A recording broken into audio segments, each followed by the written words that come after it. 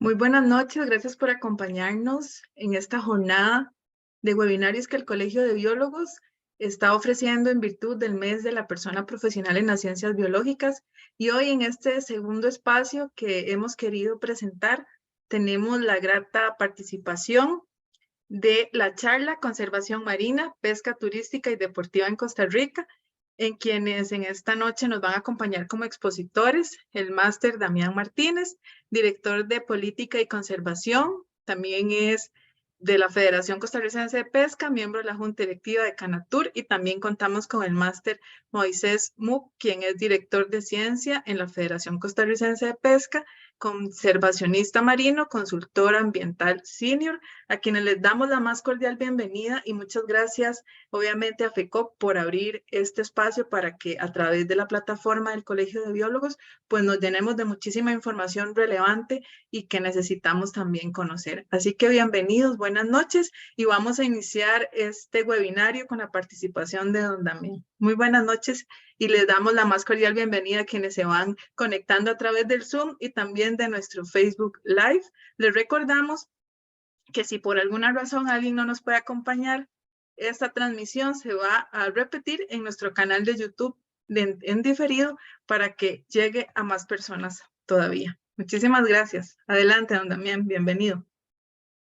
Gracias, buenas noches, Raquel. Muchísimas gracias al colegio por este espacio.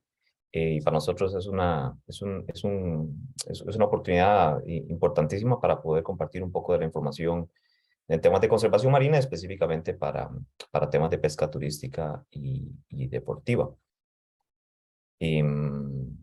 Voy a compartir pantalla.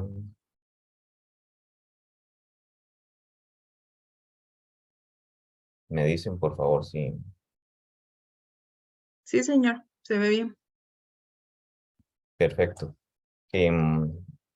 Bueno, entonces, una vez más, les agradecemos en nombre de la Federación Costarricense de Pesca y hoy quienes la representamos y estamos en esta actividad, don Moisés Muc, director de Ciencias, y mi persona, Damián Martínez, eh, estamos aquí para compartir un poquito de la información. No sé, Moisés, si quieres saludar primero, antes de iniciar. Estás en silencio.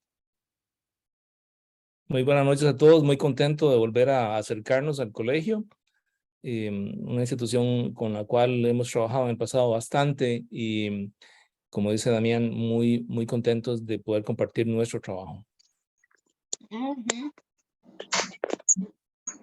Perfecto. Creo que hay un audio ahí. You close your mic. Gracias. Bueno, la idea de hoy es compartirles un poco sobre conservación marina, específicamente sobre temas de pesca turística y deportiva. Y esta charla la hemos dividido en dos partes. Vamos a hacer un enmarque de la actividad y de algunas problemáticas básicas que tiene la pesca turística y los beneficios, sobre todo, que hay sobre las comunidades costeras en Costa Rica. Y luego Moisés, en una segunda parte, va a adentrarse más en datos más técnicos, más de temas de pesquería y los retos que tenemos actualmente en el país. Y acá.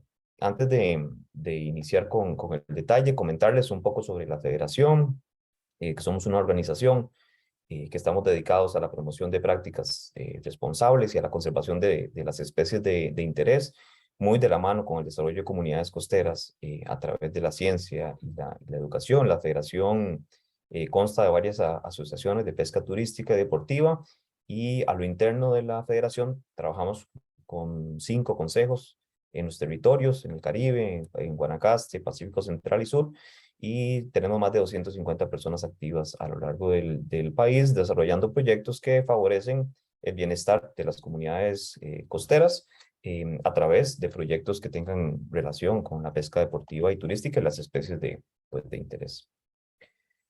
Antes de entrar a detalle, porque lo vamos a estar escuchando tal vez a lo largo de todas las dos charlas, simplemente hacer una diferencia entre lo que es pesca deportiva turística, la ley de pesca y acuicultura, nuestra normativa separa las dos actividades, digamos, la pesca recreativa la separa como en dos actividades. Una es la pesca deportiva, que en general es la pesca que se realiza sin fines de lucro, con un propósito de recreo, de deporte, de esparcimiento. Esa es la pesca deportiva y la puede realizar cualquier persona, ¿verdad? Desde la orilla, en un bote, etcétera, en un bote propio y sobre eso hay toda una normativa. Y después está la pesca turística, que es esta pesca, ¿verdad? Es el capturar con distintos aparejos de pesca especies, pero tiene especies turísticas y tienen un fin comercial y el propósito es exclusivamente turístico. Entonces,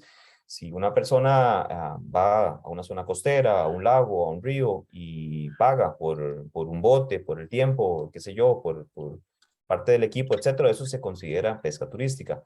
Si uno va con su equipo, con su bote, etcétera, se clasificaría como pesca deportiva, digamos así a grandes rasgos.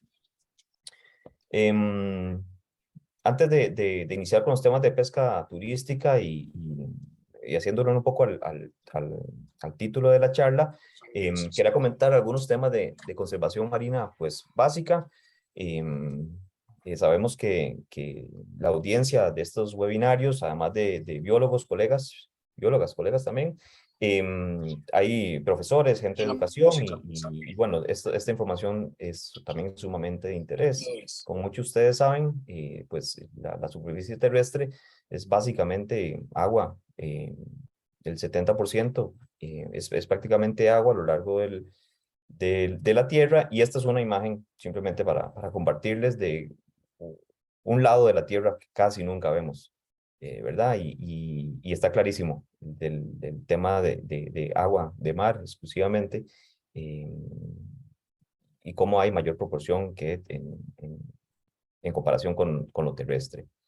Y sobre este espacio marino, y disculpen aquí, esta está en inglés, solo que me pareció esta filmina bastante interesante y llamativa, pero simplemente lo que quiero es ejemplificar muchos de los beneficios que las comunidades, las personas obtenemos del mar, desde trabajo, el oxígeno, proteína, cerca del 60% de la dieta en proteína sale de territorios tropicales. Y son muchísimos, ¿verdad? Regulación del clima, etcétera. Son muchísimos los beneficios que recibimos del mar, esparcimiento, como es, por ejemplo, la pesca. Y debido a eso, es que muchas de las comunidades y muchas de las personas viven cerca de la costa. En un dato del 2017 de las Naciones Unidas, en una de las conferencias del océano, se identifica que cerca del 40% de la población del mundo vive en los primeros 100 kilómetros de la costa.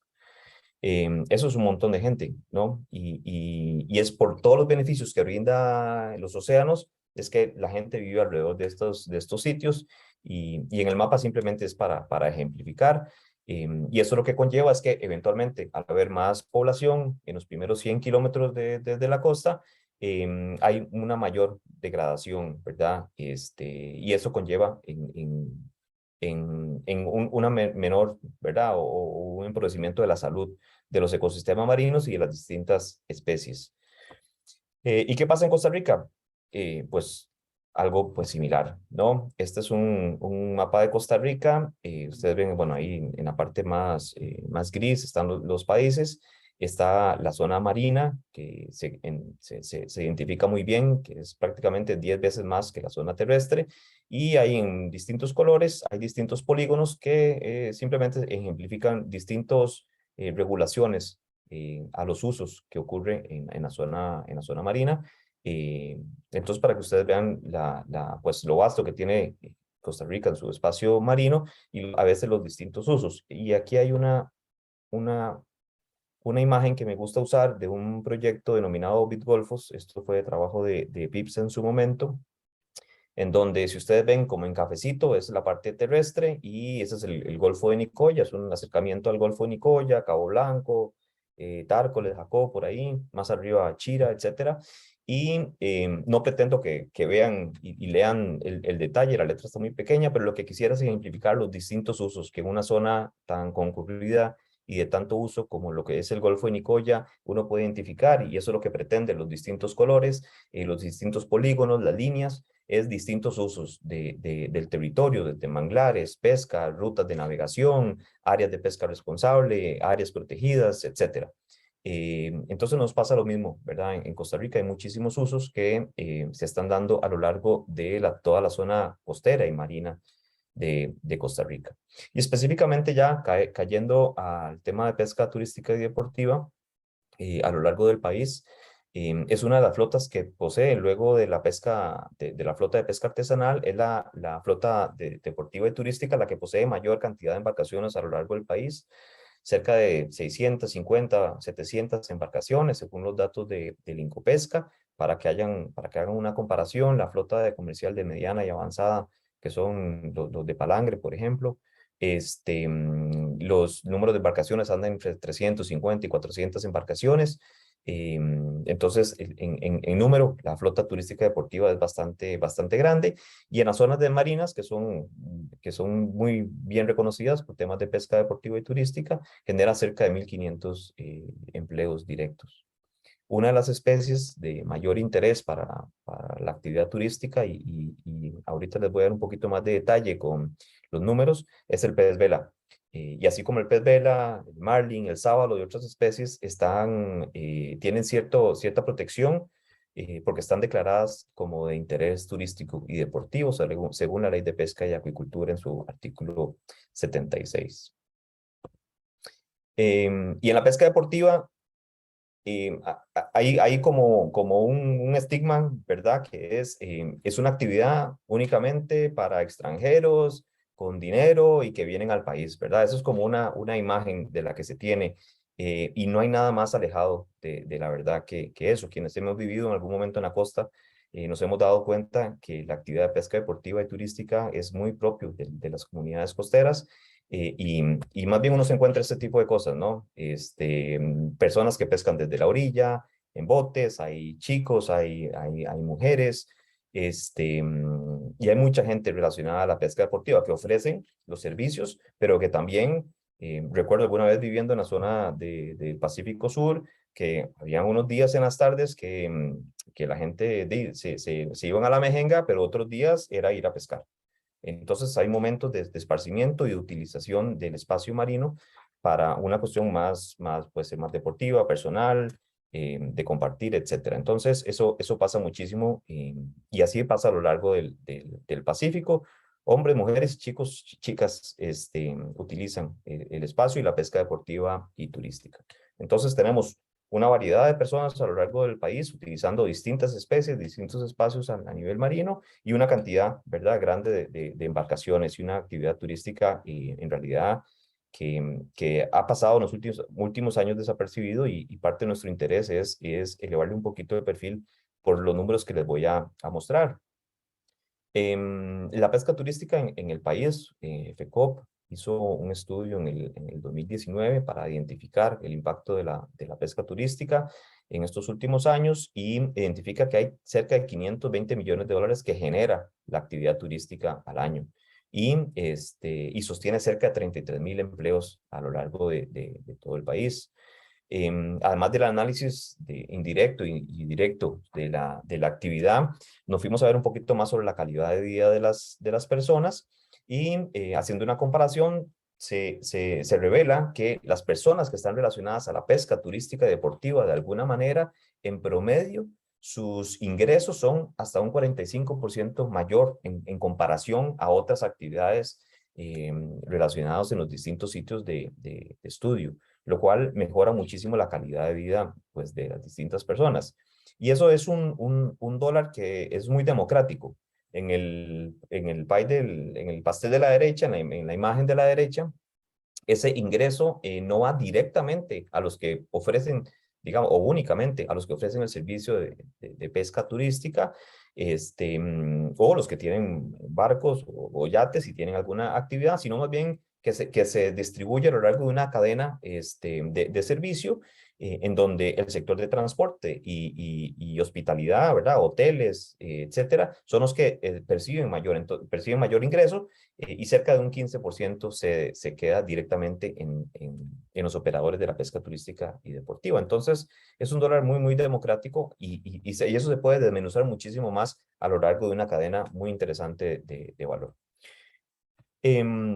El año pasado, la Comisión Interinstitucional de Marinas y Atracaderos Turísticos, la CIMAT, que forma parte del Instituto Costarricense de Turismo, hizo un análisis en las marinas específicamente, porque son polos ¿verdad? Como desarrollo de pesca turística y deportiva, y identificaron que cerca del 49% de los turistas entrevistados venían con sus familias.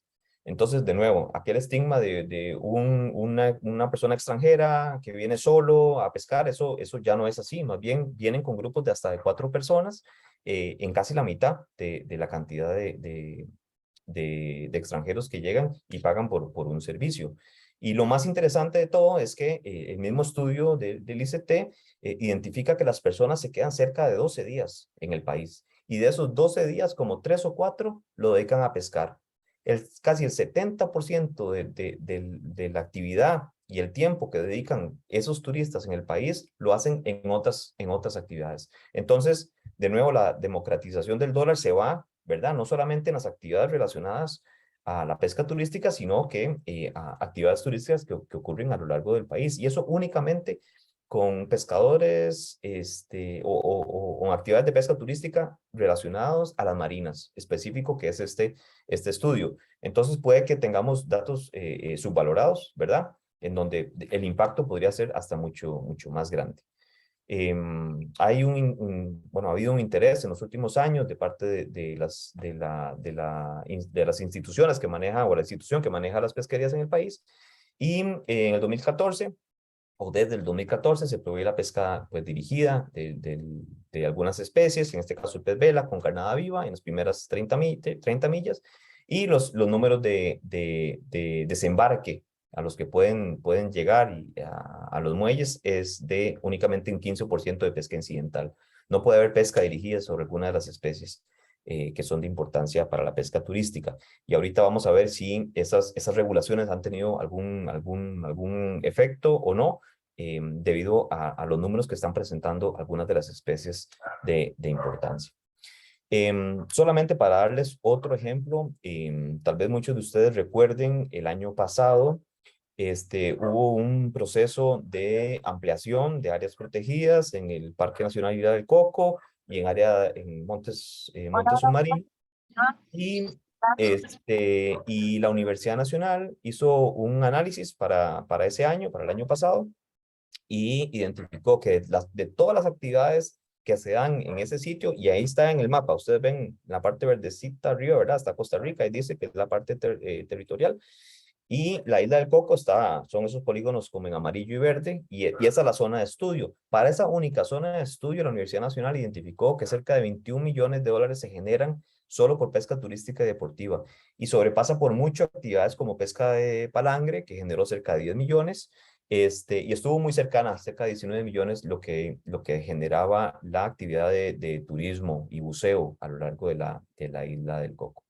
Entonces, eso es un dato, de nuevo, relevante por la actividad y lo que está dejando a lo largo del país. Y este dato también es muy, muy relevante porque cerca del 99% de los beneficios proporcionados por esos 21 millones de dólares se quedaban a nivel local en Punta Arenas.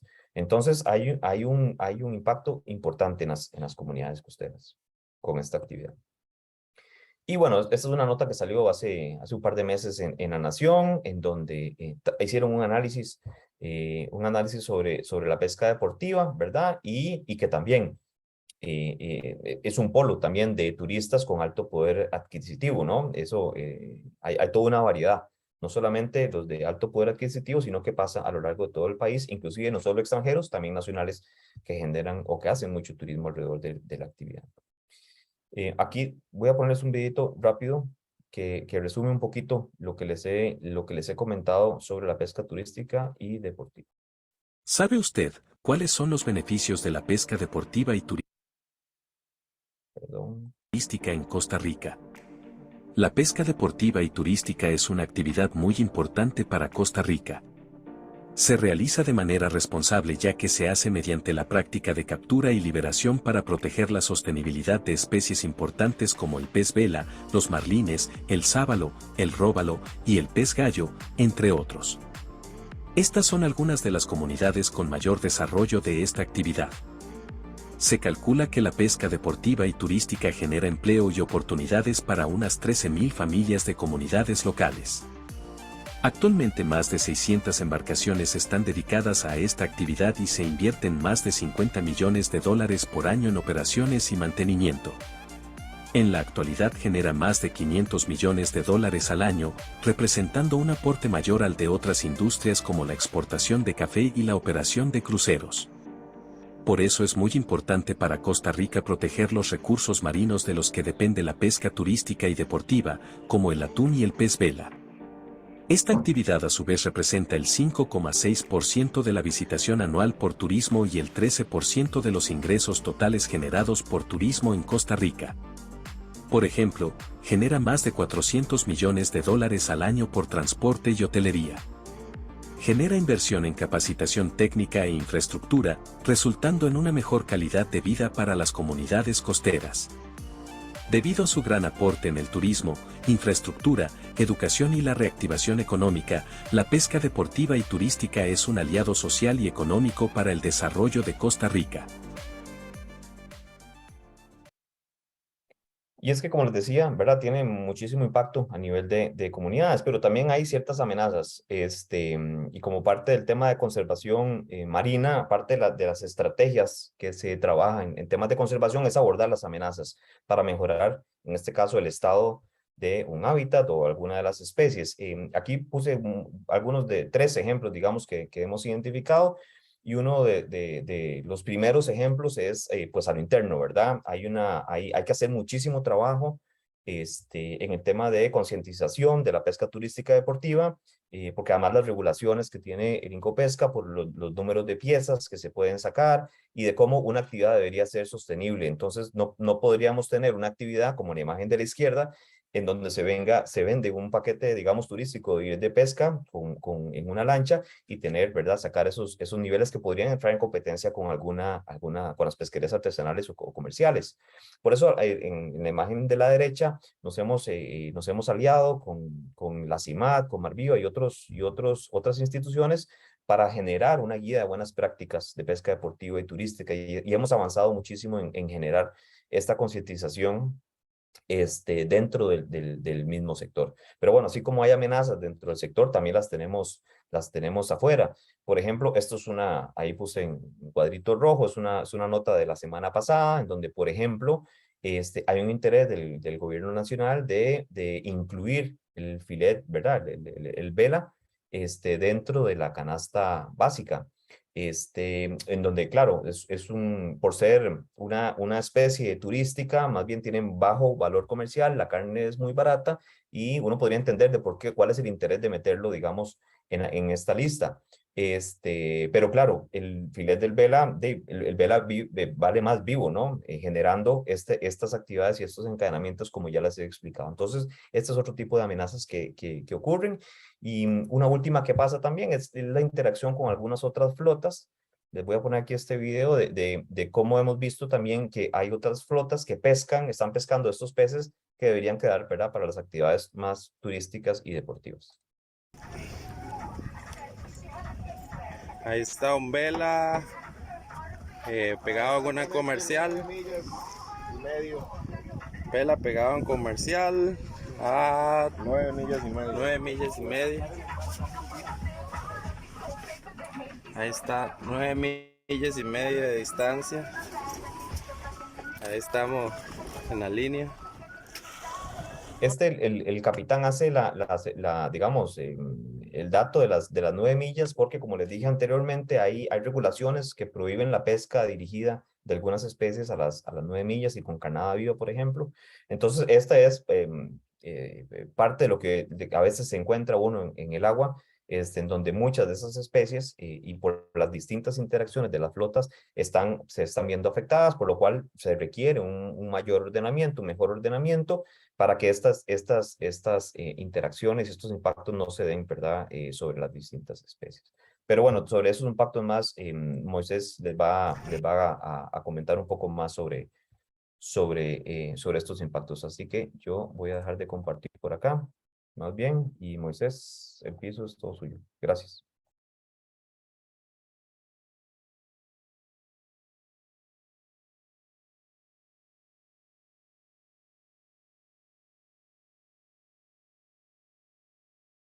Don Moisés, disculpe, creo que está silenciado.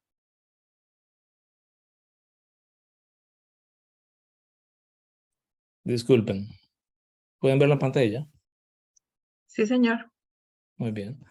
Muy buenas noches a todos y muchísimas gracias por el tiempo al Colegio de Biólogos para compartir un poquito de la información. Tal como dice Damián, yo voy a conversar un poquito sobre algunos de los elementos que son importantes en las pesquerías de Costa Rica, ya en la parte más técnica. Como una pequeña reflexión, las pesquerías son una de las actividades más antiguas en la cultura humana. Hace unos años, en 2011, O'Connor y otros investigadores que son arqueólogos encontraron evidencia de pesca de especies pelágicas, incluyendo el atún y otras especies de hábitats pelágicos en el océano, que dataron con carbono 14 hasta 42.000 años. Esto es bastante, son 30.000 años antes que el desarrollo de la agricultura. Desde entonces, y probablemente muchísimo más antes, la actividad de pesca, especialmente empezando por la alimentación, pero también hay un elemento lúdico en medio, inmerso en esta relación del hombre con el océano, ha venido desarrollándose. Vamos a dar un pequeño salto, bastante grande, diría yo, a las condiciones de Costa Rica. En lo que es pesca marina, que es lo que vamos a concentrarnos hoy, la Organización para la Cooperación y el Desarrollo, la OSD, desarrolló un diagnóstico hace unos años, antes de ser, digamos, aceptado Costa Rica como parte de los países miembros de OSD, sobre las pesquerías, y esta es, digamos, la imagen básica de la tendencia de las capturas de pesca comercial marina en Costa Rica. Una pesquería, digamos, que andaba como entre las 50.000 y las 60.000 toneladas por año, y que en años más recientes, en el informe que ellos producen, anda alrededor de las 30.000 toneladas, ¿verdad?, en la pesquería comercial. Como dice Damián, la principal, digamos, flotas comerciales en el océano son las pesquerías, son las flotas pesqueras de palangre, que es ahora vamos a mostrar una imagen que muestra que es el palangre. Son un poquito menos de 350 embarcaciones registradas. No todas están activas, ¿verdad? Una cantidad más pequeña están activas, mientras que las flotas recreativas que se dedican comercialmente al turismo, de pesca, son unas 470, y las deportivas, que son de recreativas, que no son lucrativas, se hacen por deporte y por, digamos, recreación, son unas 175. Son unas flotas bastante más chicas y que generan un impacto bastante más grande que las flotas comerciales, sin con esto disminuir la importancia que tienen las flotas comerciales aportando en la generación de ingresos y la alimentación, la nutrición en el país. También están las flotas que se conocen como pequeña escala, que son 1.800 embarcaciones a lo largo de todo el país. Estas son embarcaciones que usualmente se les conoce como pangas, con una propulsión con motores fuera de borda, y que pescan especies muy costeras con trasmayos, cuerda de mano, palangre planero y otras artes. Este es un análisis muy rápido de la tendencia que tienen las flotas de pequeña escala en el Pacífico de Costa Rica. En general, en el periodo entre 2010 y 2020 vemos que hay una tendencia a la caída. La línea que está en azul en el gráfico es el promedio de ese periodo y la línea roja son los datos que de cada año. Entonces vemos que hay una parte hasta más o menos el 2014 que las capturas estaban por encima del promedio, pero a partir del 2014 las capturas están por debajo del promedio del periodo, lo cual muestra un indicador de preocupación para mirar cómo están las condiciones de los recursos pesqueros en el Pacífico, en la costa. Esta es la misma imagen corregida para el efecto del camarón, o digamos sacado de allí los elementos de camarón, y vemos que el comportamiento es semejante, ¿verdad? El promedio se tira un poquitico más abajo, ¿verdad?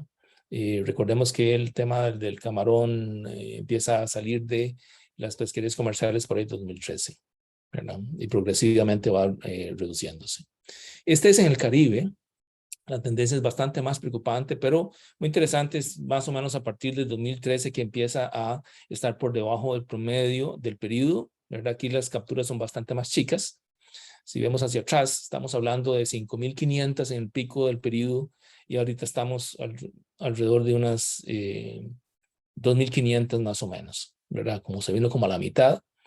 Y son, digamos, todos conocemos que el 95% de las capturas comerciales ocurren en el Pacífico y eso tiene un reflejo en la cantidad o el volumen de capturas en el Caribe. Pero andábamos alrededor de unos 340 toneladas métricas por año y ahora andamos apenas como 60 toneladas métricas por año, ¿verdad? Hay una caída bastante estrepitosa digamos, en las pesquerías comerciales en el Caribe.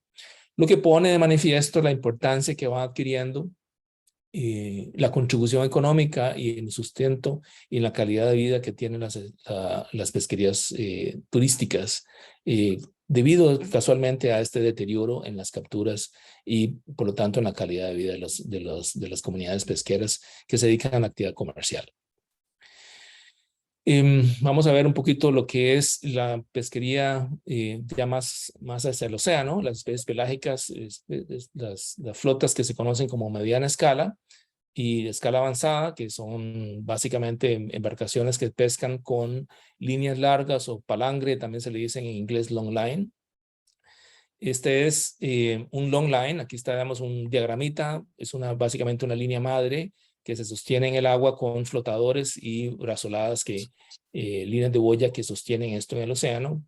Son, digamos, líneas que van entre 1 milla hasta las 70 millas de largo, calando una cosa así como 70 anzuelos hasta 2.000 anzuelos, los barcos que tienen mayor capacidad.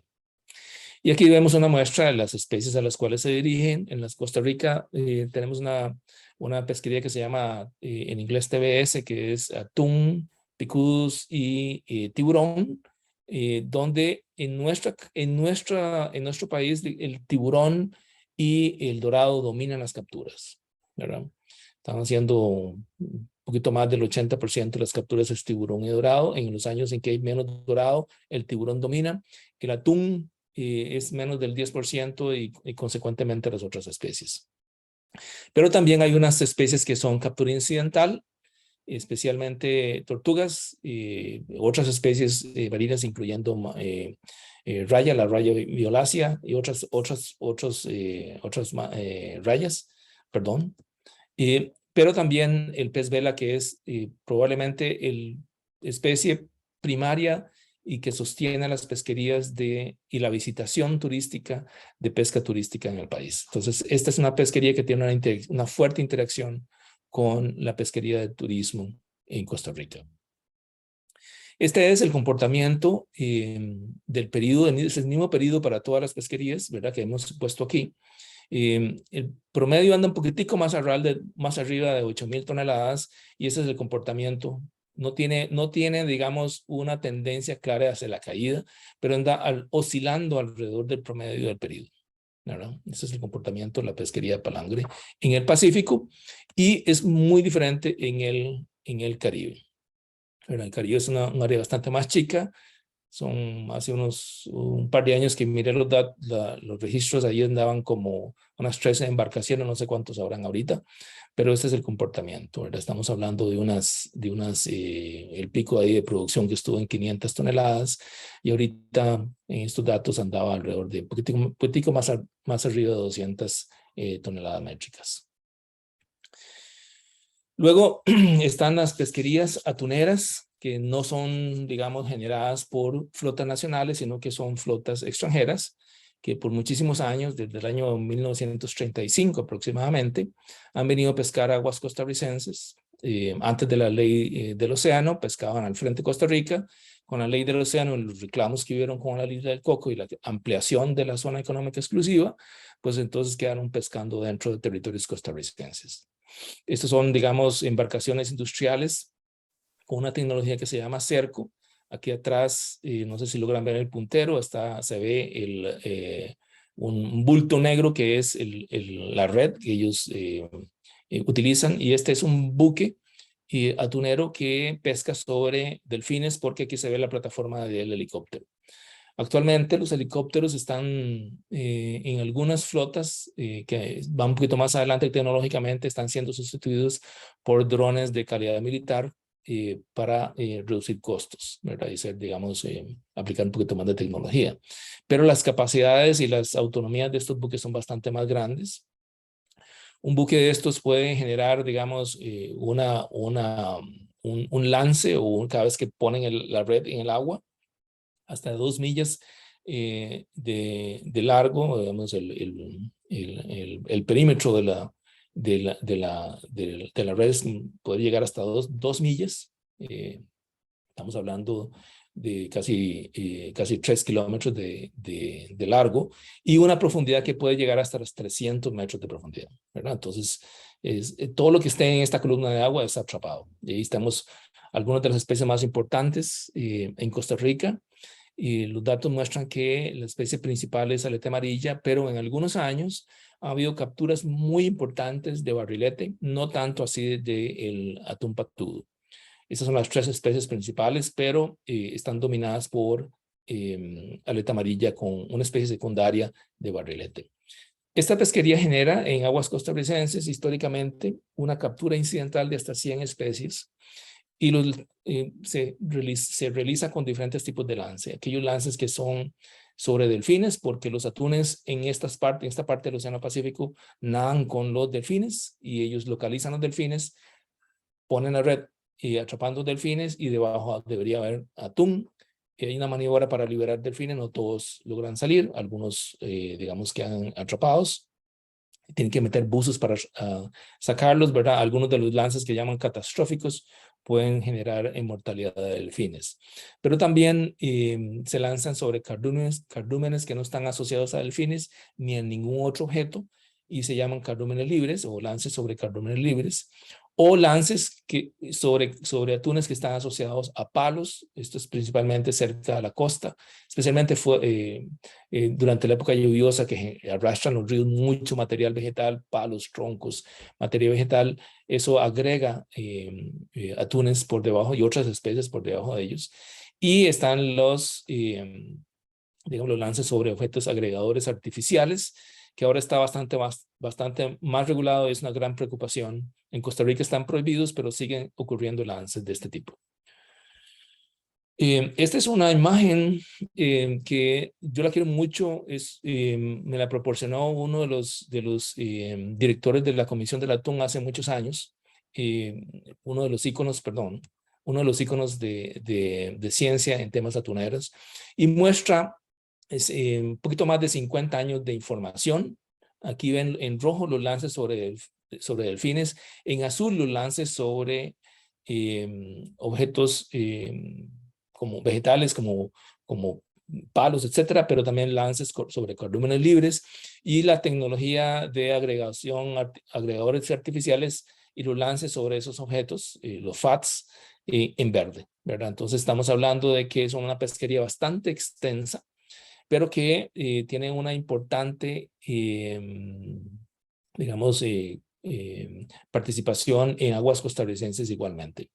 En un análisis que se hizo, en el cual yo participé en 2013 para hacer la zonificación del atún en Costa Rica, la cantidad que en ese momento en promedio se sacaba era como más o menos el 10% de todo el atún que se sacaba en el Océano Pacífico Oriental. Eso salía de aguas costarricenses.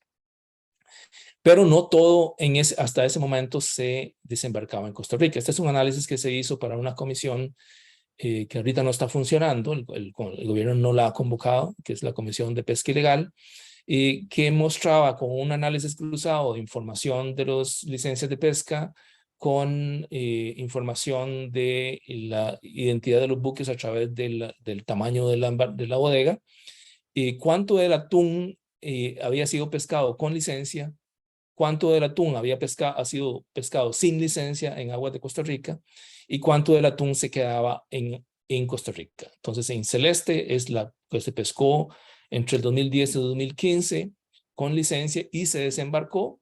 En cafecito, aquel que se pescó con licencia en aguas de Costa Rica, pero no se desembarcó en Costa Rica, se desembarcó en otros países, que era la mayoría de lo que se pescaba que se iba para otro lado.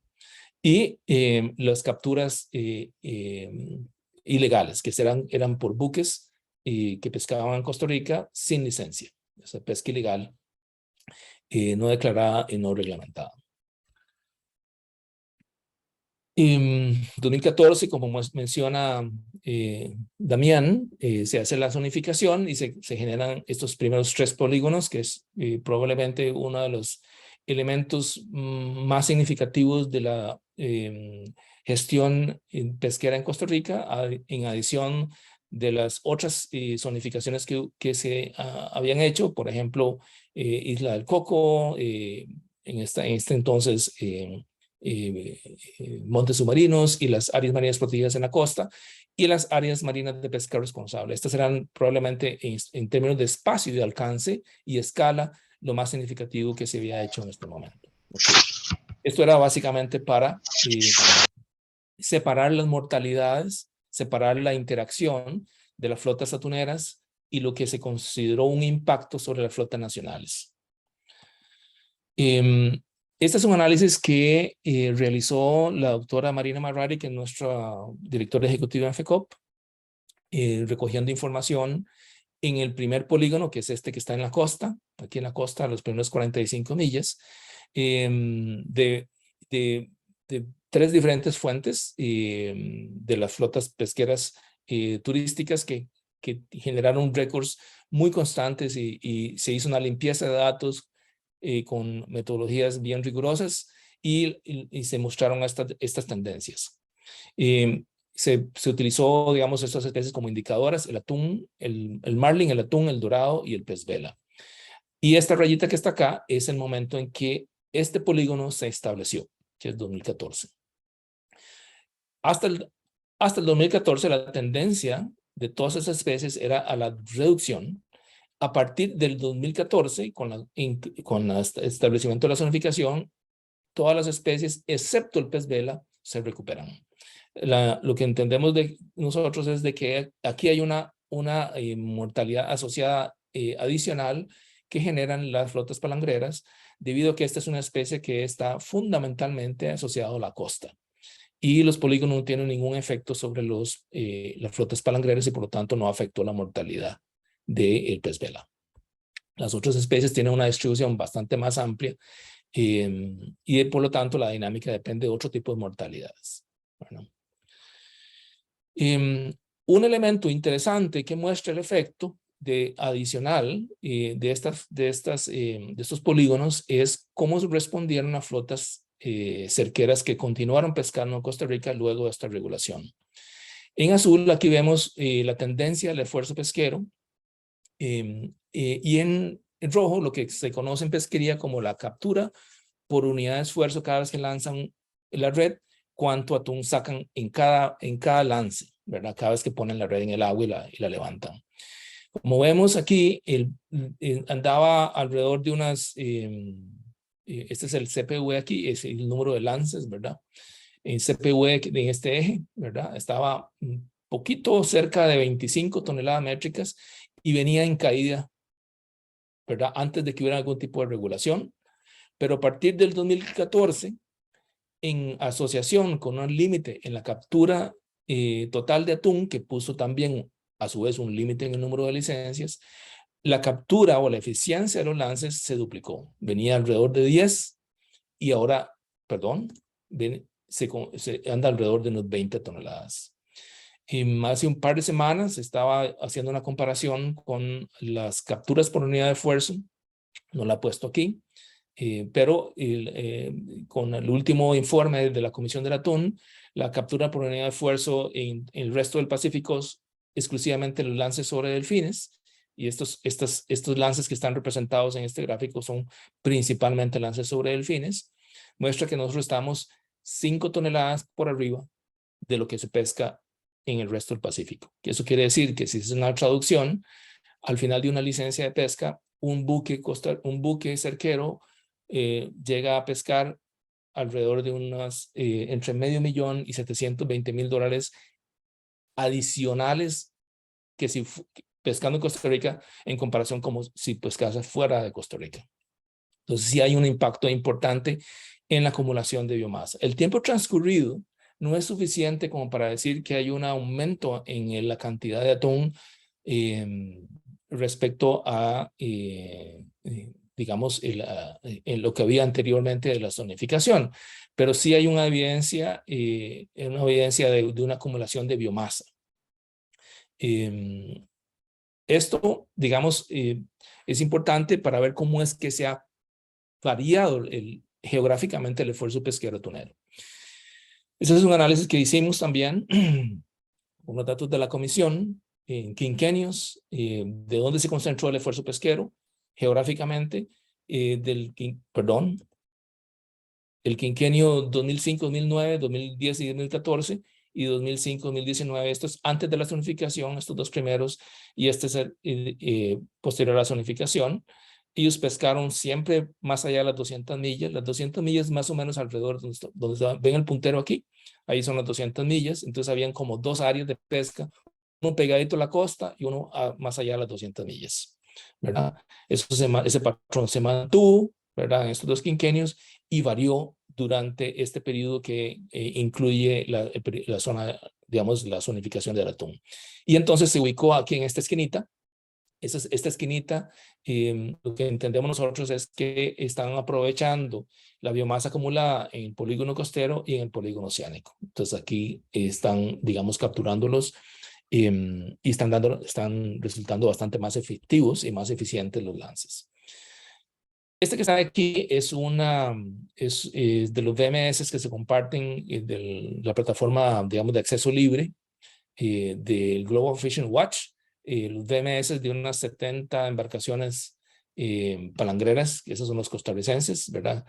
Y vemos cómo, digamos, se acumula el esfuerzo pesquero en la costa y luego más o menos en la misma posición donde están los buques cerqueros. Esos son, digamos, los primeros meses acumulados y al final vemos que hay digamos, una distribución en toda la zona económica exclusiva, pero hay una concentración, como ven ustedes acá, ¿verdad? En las áreas coincidiendo con esas zonas de pesca, digamos, aprovechando lo mismo que están aprovechando los buques cerqueros. Muy bien, ¿cómo todo esto tiene que ver con otras zonificaciones que están ocurriendo en un área bastante más grande? Siempre se ha dicho que los atunes son una sola población, que están distribuidos en todo el Pacífico Oriental y que lo que usted haga en un país no tiene ningún sentido, no afecta, etcétera, ¿verdad? Estamos encontrando evidencia que por el contrario, que sí tiene un impacto. Lo que hagamos en Costa Rica es un esfuerzo que puede ser, digamos, mejor estudiado y mejor manejado hacia el futuro para lograr un mejor aprovechamiento y beneficio nacional. Entonces aquí vemos lo que se hizo en Costa Rica, ¿verdad?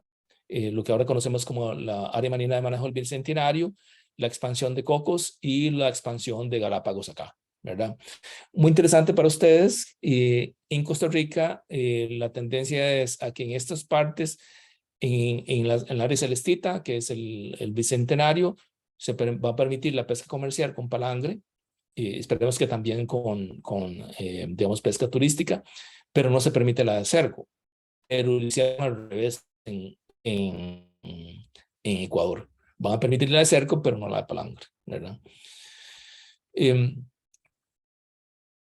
La pregunta será que si esto tiene alguna implicación sobre la distribución de las especies. Estos son algunos de los estudios que hicieron en 2003 para pez vela utilizando marcadores satelitales que permanecen en el pez en un periodo entre 3 meses y 18 meses, digamos en la mayoría de los casos, y se encontró que una muy buena parte del tiempo estaban los peces muy cerca del área de liberación y dentro de zonas económicas exclusivas. Y no todo el tiempo estaban por fuera y había estaban, digamos, limitados en la distribución de sus migraciones, movimientos y utilización de los hábitats. Ocurrirá lo mismo con atunes. Desde hace unos años, ya estamos hablando probablemente unos 20 años, esta tecnología, que es unos marcadores semejantes, pero que no, digamos, no liberan al satélite la información, sino que son aparatos que se ponen en el interior del pez y capturarlo. Y estos recogen información de la profundidad, de la luz, de la temperatura interna y externa del pez, cada 30 segundos o cada minuto, como usted lo programe. Y estos animales pueden permanecer en libertad desde, digamos, 1 mes hasta 5 años. Y hay toda la información se acumula de cómo utilizaron los hábitats y cómo se movieron estos peces. Lo primero que se encontró es que están asociados a frentes. Entonces aquí vemos estos pirulitos blancos son los movimientos de los atunes que se marcaron en Baja California, en México, y vemos que se mueven ellos acompañando frentes de temperatura.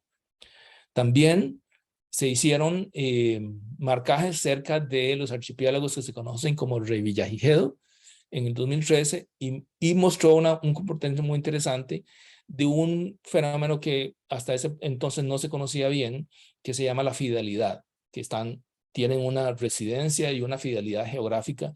Los atunes, esta información muestra el ámbito de distribución de todos los movimientos, pero estas manchas de calor hacia el rojo muestran el 90% del tiempo que estuvieron ellos. O sea, representa el 90% de las posiciones y del tiempo en libertad. Quiere decir que esta zona, ellos permanecieron el 90% del tiempo alrededor de estas islas.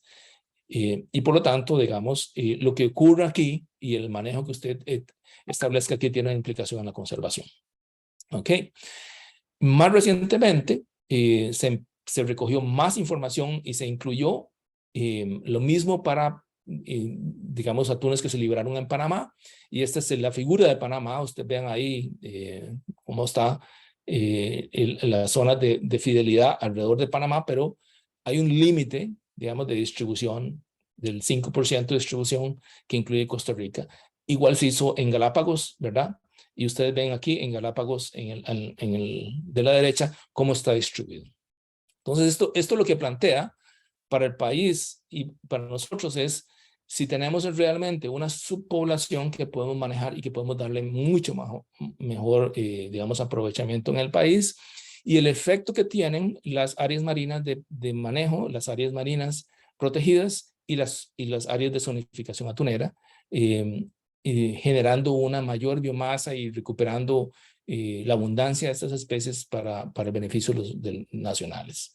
Entonces, esto es muy importante combinarlo con información, como dicen los investigadores de la CIAT, que son los que produjeron estos informes de investigación científica publicados en revistas, y que hay que combinarlo con información genética, ¿verdad? Esto es de lo más reciente que hay hasta el momento. Con esto quiero terminar mostrando nada más un dato, digamos, paralelo. Este es mucho más reciente de este año, ¿verdad? Que muestra que los muestreos de estudios de reproducción muestran diferencias en la talla de reproducción, la talla de 50% de reproducción alrededor del Pacífico, ¿verdad? Entonces, lo cual podría estar igualmente mostrando diferentes stocks, ¿verdad? Entonces, por ejemplo, es los atunes que se mostraron cerca de la costa, los atunes que se mostraron más oceánicos, que son estos que están acá, ¿verdad? Los que se mostraron más al norte, que son estos alrededor de México, y los que se mostraron al sur, que son estos que están acá. Esos son los diferentes que hay, los diferentes, digamos, comportamientos de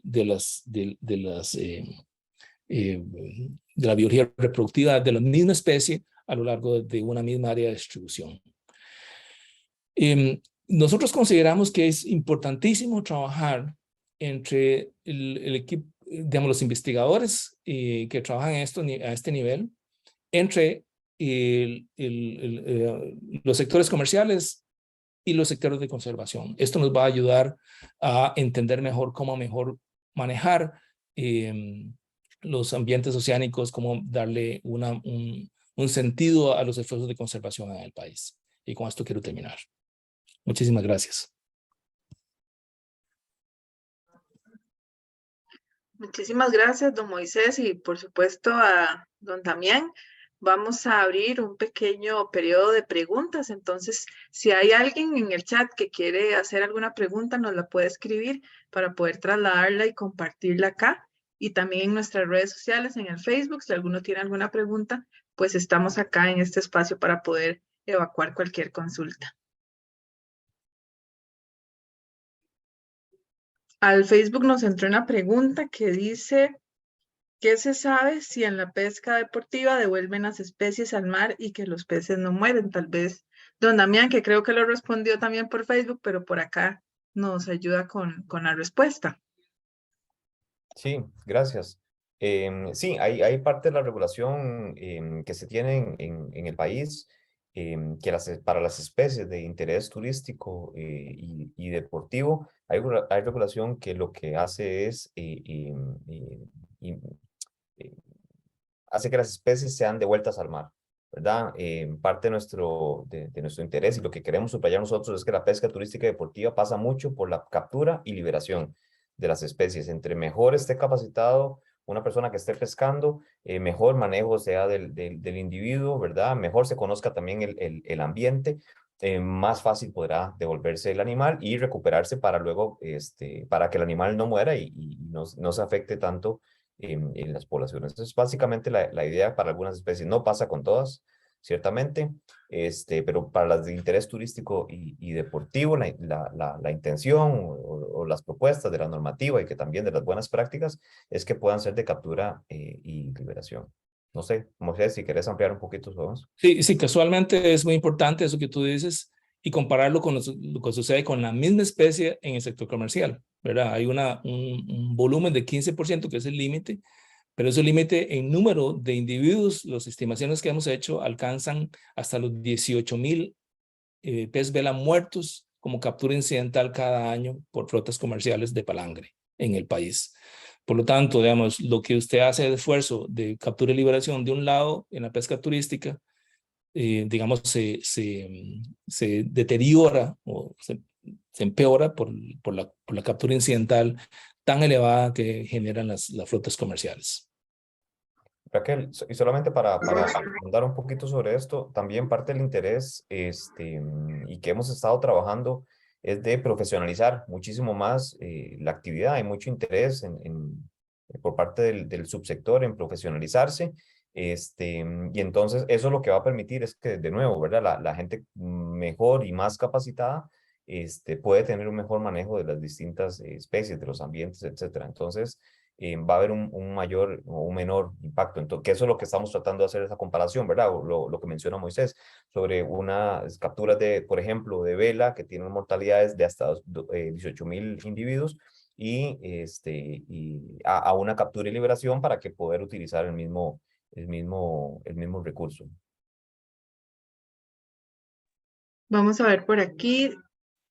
Dice Jonathan Vargas, vi muchos datos sobre el Pacífico, pues claramente tiene un enfoque más comercial y turístico. Sin embargo, en el Caribe aún se practica mucho la pesca deportiva del sábalo, clasificado como una especie amenazada recientemente.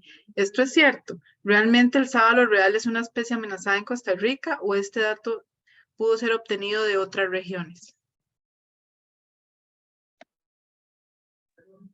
Bueno, en primer lugar es importante la anotación, es meritorio de indicar que la pesca turística y deportiva nació en el Caribe para el país. Los primeros lodges o ranchos de pesca que atrajeron turistas de pesca, se establecieron en el Caribe Norte, Barra Colorado, Pacuare, Parismina, y la especie estrella, no solamente en Costa Rica, sino en muchas partes, es el sábalo, ¿verdad? O el sábalo real. La determinación de si se encuentra en peligro, eso depende de cuál documento usted lea, ¿verdad? Obviamente para nosotros es una especie, para el sector de pesca turística es una especie que hay que cuidar, y la conservación de esta especie no solamente es en el tema de pesca, sino como es una especie que también utiliza ambientes de agua dulce, la conservación de estas lagunas costeras, la contaminación que pueda ocurrir en las lagunas costeras es de extrema, digamos, preocupación. Y todas estas zonas, digamos, de las lagunas de Pacuare, la Laguna Madre de Dios y otras lagunas que reciben aguas que vienen de las zonas bananeras o de las zonas piñeras, en pasado y también actualmente se han observado mortalidades grandísimas por contaminación por pesticidas, nematicidas y otras cosas, ¿verdad? Que hacen mortalidades increíbles en estas lagunas, que son zonas de crecimiento de robalos y también de pargos y otras especies que posteriormente, digamos, forman parte de las comunidades costeras en el mar. No conozco, digamos, la evaluación que menciona en el chat, ¿verdad? Sí nos gustaría mirar si lograron encontrar ese documento, nos gustaría leerlo. Tal vez, Moisés, sobre eso, creo que saber a lo que se refiere don Jonathan en el chat, si recuerdan, el año pasado hubo, por lo menos en el subsector, hubo una alerta porque hay ciertas especies en el país que son declaradas en distintas listas. Por ejemplo, el MINAE tiene una lista de especies y el Incopesca tiene una lista de especies. El SINAC tiene una, el Incopesca tiene otra. El caso del sábalo es una de las especies, es una de las especies que está en las dos listas. Entonces, el MINAE la declaró en peligro o con poblaciones amenazadas. Tiene un nombre específico esa lista, porque lo tomó de las listas de la UICN, de la lista roja, que son análisis que se hacen a nivel regional.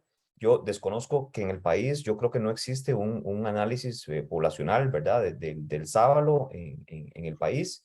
Pero entonces lo que hizo el MINAE fue sacar de esas listas, pero el sábalo también está en la lista de interés pesquero.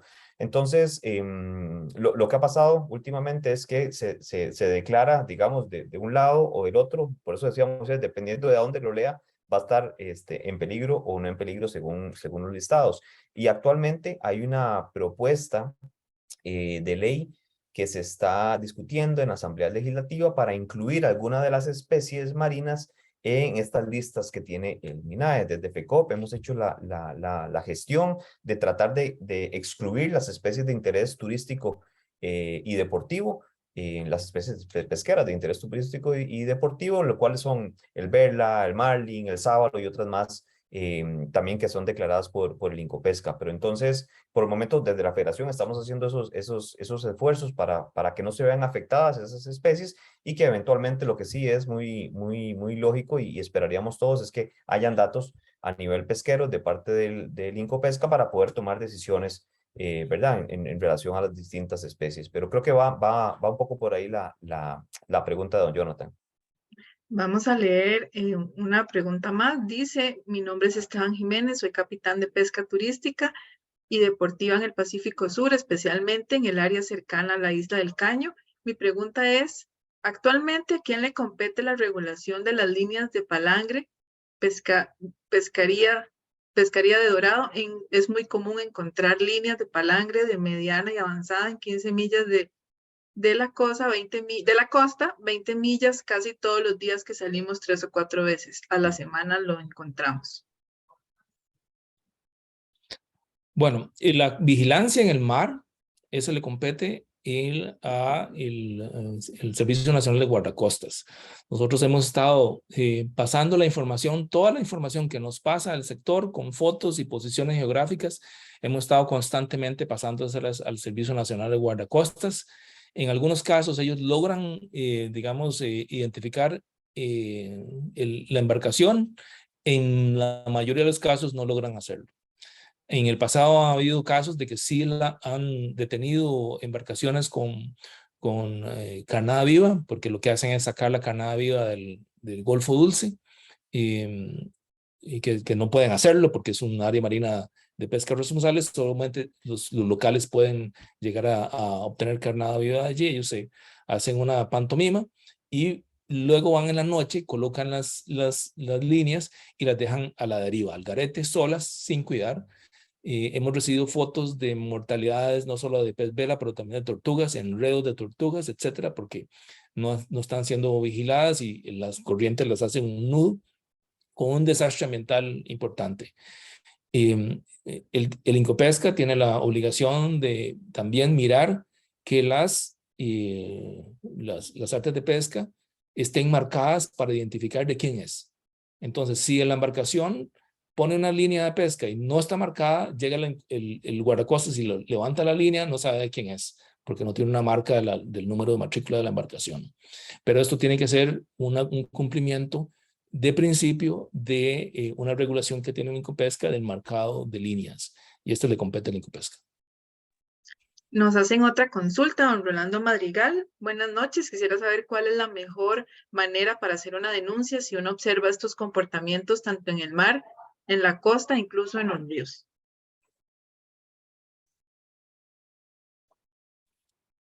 Tal vez también que tú conoces el sistema de denuncias. Sí, yo aquí le acabo de poner el link en el chat. Yo lo que sugeriría para que quede, digamos, en algún sistema es el del CITAD, que es el de la Contraloría Ambiental del país, que tiene un sistema en donde uno puede poner los datos, puede hacer una denuncia anónima, puede subir documentos, fotos, evidencia. Y bueno, de nuevo, es importante que se pueda hacer anónima. En el tanto, este tipo de sistemas pueda tener mayor información de ilícitos a nivel de pesca, pues eventualmente se podrán dirigir mayor los recursos. Y si no, también se pueden acercar a las distintas instituciones públicas, tienen ¿verdad? Sus distintos métodos o formas de recibir las denuncias.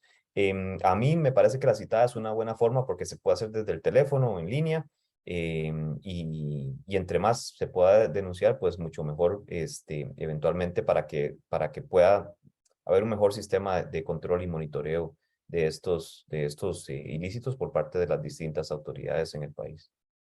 Sí, importante, si están en el mar, tomar una foto y si tienen la posibilidad de tener un GPS o algún sistema de localización de posición satelital, tómenle foto a la información y la pasan junto con la denuncia. También pueden perfectamente llamar,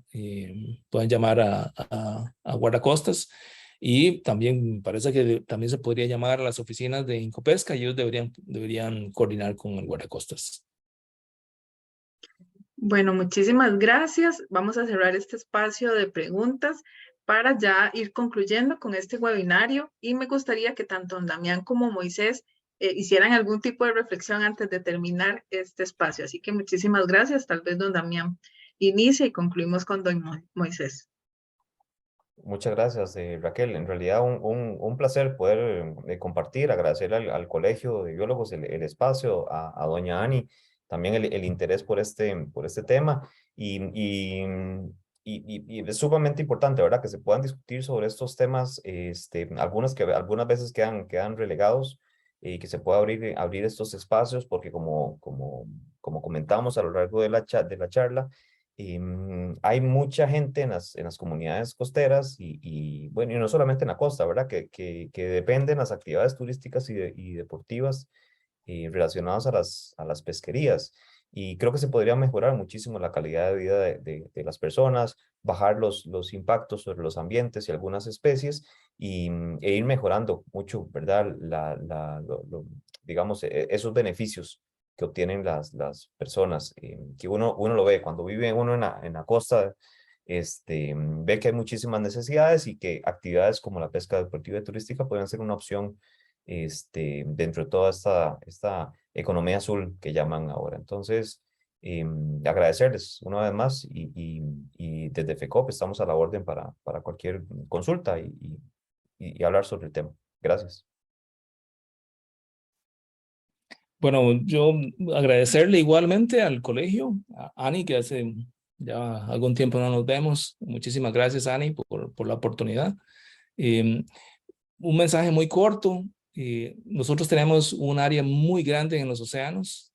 Obviamente es mucho más grande en el Pacífico que en el Caribe, pero no quiere decir que es menos valioso el Caribe. Hay un reto que tiene el país, que es recuperar las biomasas, recuperar el valor que tienen en los océanos. Los océanos no solamente, como dijo Damián, hay que verlos desde el punto de vista comercial o de beneficio económico.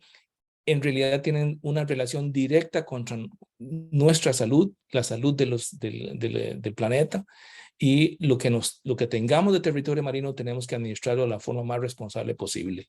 La conservación y el uso con una visión de largo plazo en este país de los recursos del océano, de los hábitats del océano, es lo más crítico que va a enfrentar el país en el futuro. Y muy buenas noches. Muchísimas gracias. Muchísimas gracias a ambos y a quienes nos acompañaron desde las diferentes plataformas. Les recordamos que nos pueden seguir acompañando en esta jornada de webinarios y espacios informativos que el Colegio de Biólogos les ofrece con muchísima responsabilidad y respeto. Mañana vamos a tener otro webinario sobre el manejo de la información, así que los esperamos y por favor manténganse al tanto de nuestras plataformas digitales y les invitamos a compartir esta información con otras personas. Buenas noches y muchas gracias. Buenas noches. Buenas noches y muchas gracias por todo lo que hacen en defensa de nuestras costas y obviamente las especies marinas que ahí están. Realmente es una contribución muy significativa hacia el futuro del país. Se les agradece profundamente. Muchas gracias. Muchas gracias, don Barry. Buenas noches. Muchas gracias. Buenas noches. Buenas noches.